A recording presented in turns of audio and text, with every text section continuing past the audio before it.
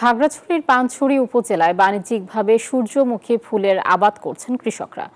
পাহাড়ের মাটি ও আবহাওয়া এ ফুল চাষের উপযোগী হয় ভালো ফলনের আশায় তারা। মাঠ পর্যায়ে কৃষকদের সব ধরনের সহযোগিতা করছে স্থানীয় কৃষি বিভাগ। মোহাম্মদ জহুরুল আলমের তথ্যচিত্রে ডেস্ক রিপোর্ট। খাগড়াছড়ির পানছড়ি উপজেলার লোগাং, চেঙ্গি, মির্জিবিল, নালকাটা, শান্তিপুর সহ বিভিন্ন এলাকায় সূর্যমুখী ফুলের আবাদ করেছেন কৃষকরা। বান্ডেল থাকলে প্রতি সেনমানিতে টাকা বাঁচবে। বিকাশ সেনমানি বান্ডেল কিনে জিতুন প্রতি লেনদেনে।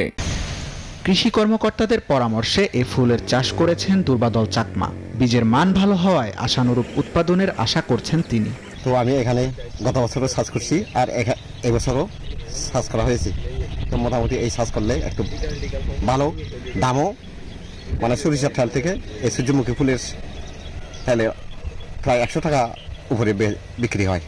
উত্তর শান্তিপুর এলাকার সুব্রত চাকমা গত বছর এই ফুল চাষ করে লাভবান হওয়ায় এবারও আবাদ করেছেন তিনি।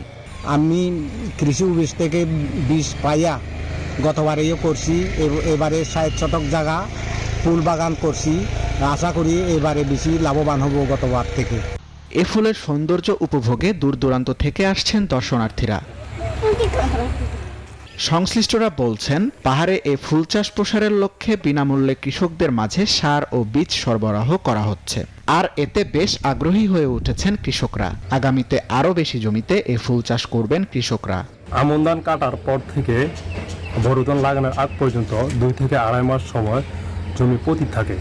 এই সময়ে তেল জাতীয় ফসল যেমন সরিষা, সূর্যমুখী, বাদাম চাষ করা হয়। আমরা কৃষি অফিস থেকে কৃষকদেরকে পরামর্শ দিয়ে থাকি এই সময়ে সরিষা অথবা সূর্যমুখী চাষ করার জন্য। আমাদের কৃষি অফিস থেকে প্রণোদন এবং প্রকল্পের আওতায় কৃষকদেরকে সার, বীজ এবং বিভিন্ন উপকরণ বিতরণ করা হয়। বর্তমানে পানছড়ি উপজেলায় 15 হেক্টর জমিতে সূর্যমুখী ফুলের আবাদ করেছেন কৃষকরা। তানভীর আহমেদ শান্ত, নিউজ 24।